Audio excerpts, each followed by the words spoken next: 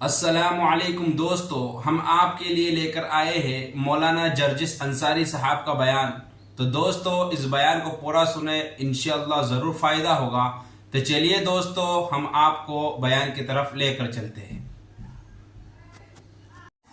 بہت آسان ہے، تم تو 12 تاریخ کو جشن منا لو گے۔ بہت آسان ہے، تم تو 12 تاریخ کو جلوس نکال لو گے۔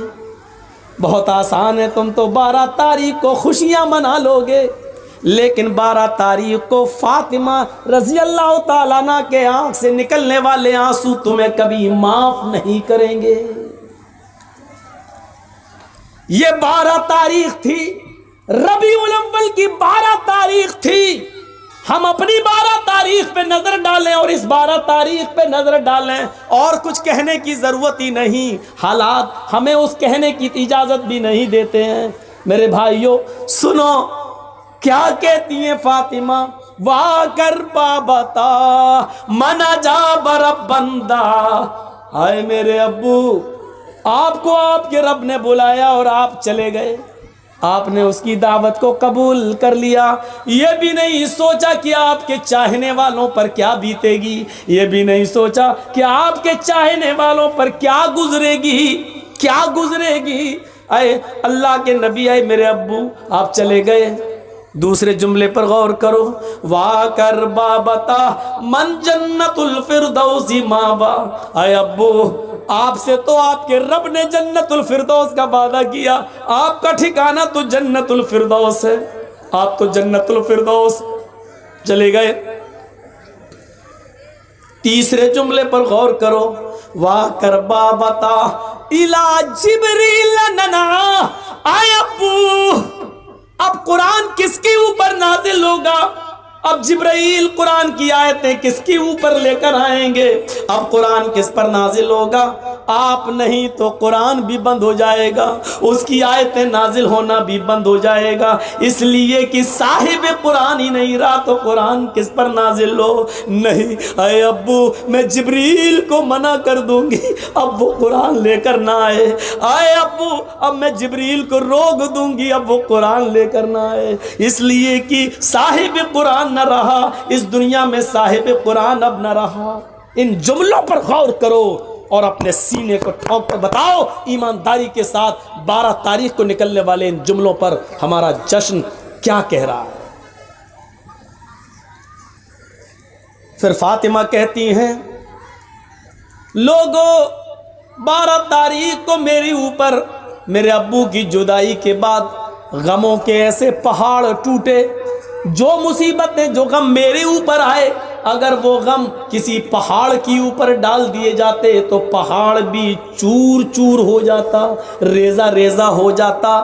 اور جو غم میرے ابو کے بعد مجھے ملے، میرے ابو کی جدائی پر مجھے ملے، اگر وہ غم کسی دن پر ڈال دیے جائیں تو وہ دن بھی رات میں بدل جائے۔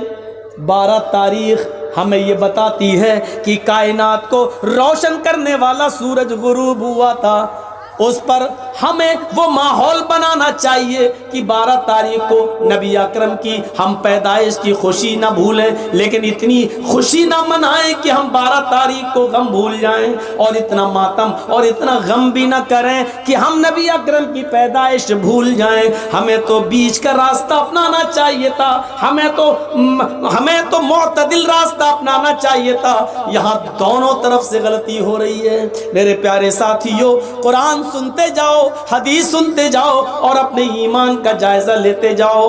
ہاں اب سنیے میرے بھائیو، اللہ کے نبی صلی اللہ علیہ وسلم کو دفن کر دیا گیا۔ سب سے پہلے ابو بکر صدیق نے نماز جنازہ پڑھی، اس کے بعد عمر فاروق نے، عثمان غنی نے، حضرت علی نے، پھر صحابہ نے، لوگ آتے گئے نماز پڑھتے گئے، پھر بعد میں بچوں نے، اور سب سے لاسٹ میں عورتوں نے، عورتوں کے بعد سب سے لاسٹ میں بچوں نے۔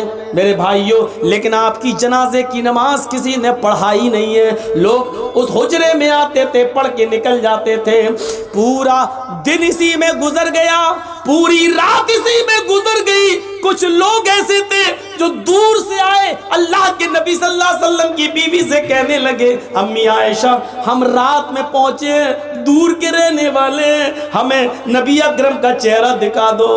تو انہوں نے سر کھول دیا اور کہا دیکھ لو۔ کہنے لگے وہ صحابی آیا امی عائشہ ہمیں اندھیرے میں نبی کا چہرہ صحیح سے دکھائی نہیں دے رہا ہے، تو چراغ جلا دو، کچھ روشنی کر دو۔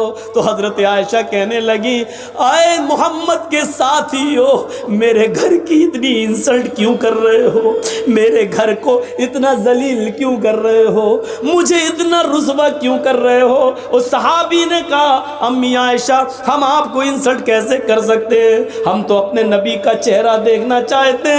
تو امی عائشہ نے کہا لوگو میرے گھر میں اتنا تیل بھی نہیں ہے کہ میں چراغ جلا کر تمہیں محمد رسول اللہ کا چہرہ دکھا سکوں۔ یہ اس گھر کا حال ہے۔ افسانے تم نے بہت سنے ہوں گے، آؤ محمد رسول اللہ کی زندگی کے بارے میں ذرا ہم سے بھی سن لو اور اپنے دل سے فیصلہ کرو، اور کل چائے کی ہوٹلوں میں بیٹھ کے بتانا کہ مولوی جرجیس نبی کو مانتا ہے یا نہیں مانتا۔ کہہ دینا بہت آسان ہے، پھلاں نہیں مانتا، پھلاں نہیں مانتا، پھلاں نہیں مانتا۔ ارے ہم تو اللہ کے نبی سے ہٹ کر کوئی بات کر ہی نہیں رہے ہیں۔ تعجب تو یہ ہے کہ تم ہندوستان کی بات کرو تو پکے مسلمان، تم اجمیر کی بدایوں کی کچھوچا کی بات کرو تو پکے مسلمان، ہم مکے کی بات کریں اور مدینے کی بات کریں تو ہم نبی کو مانتے ہی نہیں۔ افسوس یہ ہے کہ تم ملا مولویوں کی لکھی ہوئی کتابوں کی بات کرو تو پکے مسلمان، اور ہم یہ کہیں کہ یہ نبی کا فرمان ہے، یہ فاطمہ کہہ رہی ہیں یہ اللہ کے رسول کا فرمان ہے، ہم یہ کہیں تو ہم مسلمان نہیں۔ جو لوگ یہ کہتے ہیں یاد رکھنا مولوی جرجیس کا ہاتھ ہوگا، کل قیامت کے دن تمہارا گریبان ہوگا، ہم تمہیں کھینچ کر رب کی عدالت میں لے کے آئیں گے اور یہ کہیں گے اے اللہ یہی وہ لوگ ہیں جو دنیا میں چائے کی ہوٹلوں میں بیٹھ کے کہا کرتے تھے کہ یہ نبی کو نہیں مانتے ہیں، یہ نبی کی شان میں گستاخی کرتے ہیں، اے اللہ مجھے ان سے انصاف چاہیے، اے اللہ مجھے ان سے انصاف چاہیے۔ میرا ہاتھ ہوگا تمہارے گریبان ہوں گے، یہ سوچ سمجھ کر کسی پر الزام لگانا ہو۔ آؤ میرے بھائیوں آگے چلو، چلو آگے۔ حضرت محمد رسول اللہ کی جنازے کی نماز پڑھ لی جاتی ہے، دفن کر دیا جاتا ہے، اور دفنانے کے بعد پہلی اذان کا وقت ہوتا ہے۔ حضرت بلال کو آواز دی جا رہی ہے آئین البلال، بلال کہاں ہے؟ بلال خاموش کھڑے۔ لوگوں نے کہا بلال کیا ہوا؟ اذان دو، وقت ہو گیا ہے۔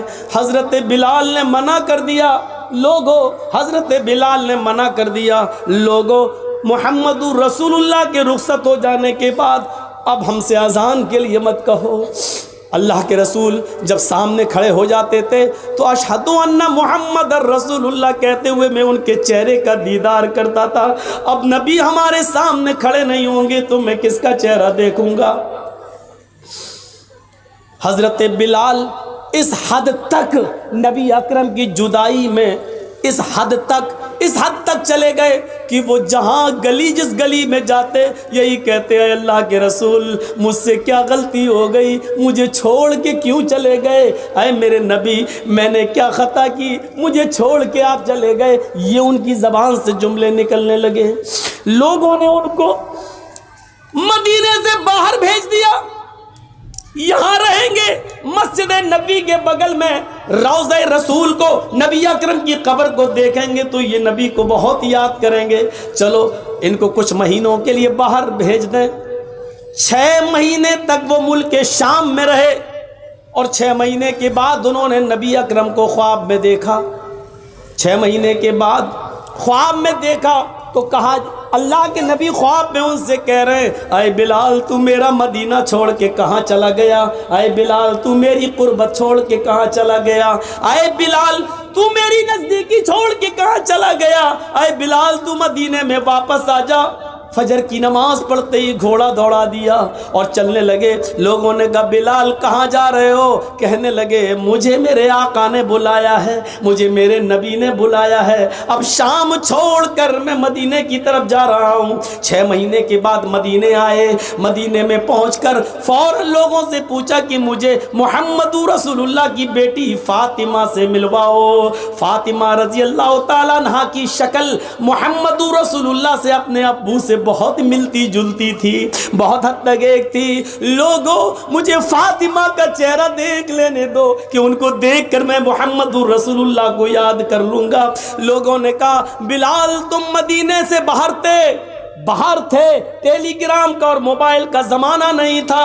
اے بلال تمہارے آنے سے چند دن پہلے محمد رسول اللہ کی بیٹی حضرت فاطمہ بھی اس دنیا سے چل بسی, وہ بھی اللہ کو پیاری ہو گئی, وہ بھی اب اس دنیا میں نہیں رہی. نظریں آسمان پہ ڈالی, اے اللہ نبی کا غم ابھی بھولا نہیں تھا, کیا ایک اور غم میرے اوپر آ گیا, فاطمہ بھی اس دنیا میں نہ رہی. زبان سے نکلا انا للہ و انا الیہ راجعون.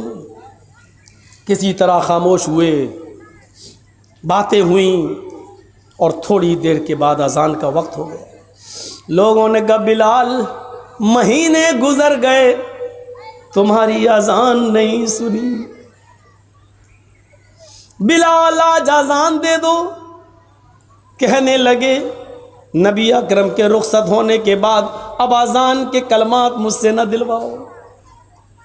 ادھر نبی کے نواسے حسن آ گئے, ادھر حسین آ گئے. دونوں کہنے لگے اے بلال جانتے ہو ہم کون ہیں؟ ان دونوں کو اپنے دونوں ہاتھ سے دبایا, تم دونوں نبی اکرم کے نواسے ہو. میرے نانا نے کیا کہا تھا, جس نے میرے نواسوں کا دل توڑا اس نے محمد الرسول اللہ کا دل توڑا. اے بلال تمہیں اذان دینا پڑے گی آج, یہ محمد الرسول اللہ کے نواسوں کی خواہش ہے. بلال رونے لگے, چیخ پڑے اے حسن اے حسین, تمہاری زبان سے نکلنے والے لفظوں کو اور تمہاری خواہش کو تمہارے نانا نے نہیں توڑا تو میں کیسے توڑ سکتا ہوں. میں اذان دوں گا. وضو بنایا, اذان دینے کے لیے کھڑے ہو گئے. وہی اونچائی ہے, وہی مسجد نبوی کا مینارہ ہے, وہی کانوں میں انگلی دی ہوئی ہے, اور اسی جگہ پر اذان کے کلمات بلند ہو رہے ہیں. حضرت بلال کی اذان سننے کے لیے لوگوں نے پہلے ہی مسجد بھر دی. اذان سے پہلے ہی مسجد آباد, کھجور کے پتوں کی بنی ہوئی چٹائیاں بچھی ہوئی, سارے لوگ مسجد میں بیٹھے ہیں. 6 مہینے پرانا محمد رسول اللہ صلی اللہ علیہ وسلم کا زمانہ یاد آ رہا ہے. حضرت بلال کے کانوں میں انگلیاں ہیں اور حضرت بلال ان جملوں پر پہنچے ہوئے ہیں, اللہ اکبر اللہ اکبر. جیسے ہی بلال نے اللہ اکبر کہا, کعبے کی رب کی قسم ان جملوں نے نغمہ قیامت برپا کر دیا. جیسے یہ جملے نکلے لوگ اپنے گھروں سے اور تیزی سے نکلنے لگے. جیسے یہ جملے نکلے ایسے ہی عورتیں بے قابو ہو جاتی ہیں, وہ بھی اپنے گھروں سے اٹھ کر اوپر چھت پہ چڑھ جاتی ہے کہ آج بلال کی اذان چھت سے سنیں گے تو صاف سنائی دے گی. جیسی عورتیں بے قابو ہو کر چھتوں پہ چڑھ رہی تھیں, لوگ دھڑا دھڑ مسجد کی طرف بھاگ رہے تھے. اس وقت بلال ان جملوں پر پہنچ چکے تھے, اشہد ان لا الہ الا اللہ.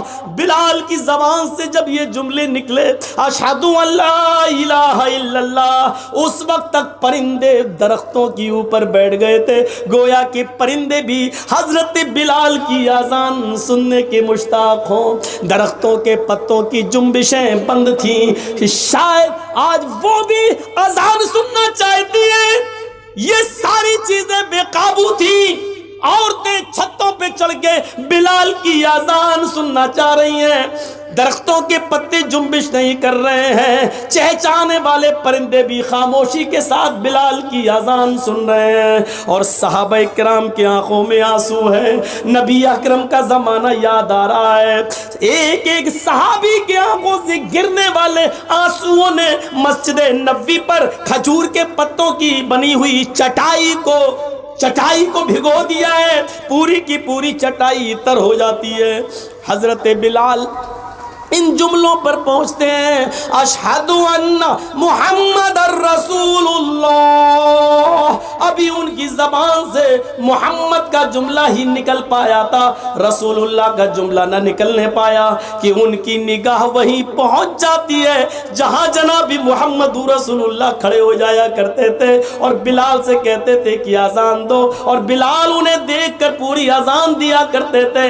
آج اس جگہ پر نبی اکرم کو غائب پایا, آج اس جگہ پر محمد رسول اللہ کو موجود نہ پایا, پریزنٹ نہ پایا. جیسے ہی ان کی نظر اس جگہ گئی اور نبی کو موجود نہ پایا تو غشی آئی, چکر آئے اور بے ہوش ہو کر وہ زمین کی اوپر گر پڑے. لوگوں نے پانی کے چھینٹے مارے, بقیہ الفاظ دوسروں نے ادا کر دیے. ان پر چھینٹے مارے گئے, پانی کے چھینٹے مارے گئے, ہوش میں لایا گیا اور کہا بلال نے, لوگوں میں نے تمہیں پہلے ہی کہا تھا نبی اکرم صلی اللہ علیہ وسلم کے انتقال کے بعد اب مجھ سے اذان کے لیے نہ کہا کرو. میں محمد رسول اللہ کہتے ہوئے کس کے چہرے کو میں دیکھوں گا. یہ اندازہ تھا. ہمیں سوچنا چاہیے, لیکن قبر ان کی بھی ہے. فاطمہ رضی اللہ تعالی عنہ کے سینٹنسز پر غور کیجئے, بار بار نہیں دہراؤں گا. ان کو بھی رخصت ہونا پڑا, لیکن وہی چیز یاد کریے, ایک طرف انسان ہم اور آپ مر جائیں اور مرنے کے بعد ہمارا حساب کتاب نہ ہو اور مٹی میں ملا دیے جائیں, یہ بہت اچھی چیز ہے کہ اگر ایسا ہو جائے, لیکن ایسا ہوگا نہیں. مسئلہ یہ نہیں ہے, مسئلہ یہ ہے کہ مرنے کے بعد بھی تو چین نہیں ہے. دنیا میں اگر اچھے عمل کیے ہیں تو ان کا انعام قبر میں ہی ملنا شروع ہو جاتا ہے, اور اگر ہم نے اور آپ نے اچھے عمل نہیں کیے ہیں تو مرنے کے بعد اس کا عذاب بھی شروع ہو جاتا ہے. ابھی قیامت میں تو حساب ہونا الگ باقی ہے, وہ ایک الگ چیز ہے.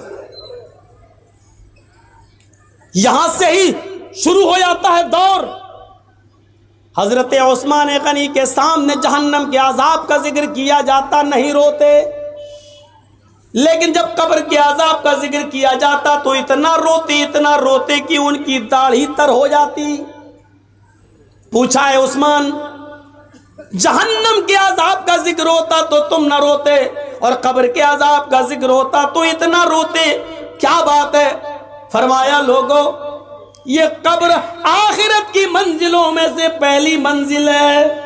فَإِنَّ الْقَبْرَ أَوَّلُ مَنزِلٍ مِّن مَنَازِلِ الْآخِرَةِ, آخرت کی منزلوں میں سے پہلی منزل ہے قبر. جو اس قبر میں سوال و جواب میں پاس ہو گیا, جو یہاں کامیاب ہو گیا, وہ ساری منزلوں میں کامیاب ہو جائے گا. آخرت کی اور دوسری سیڑھیوں پر چڑھ لے گا, لیکن جو اس سیڑھی سے پھسل گیا, جو یہاں ناکام ہوا, وہ آخرت کی تمام منزلوں میں ناکام رہے گا.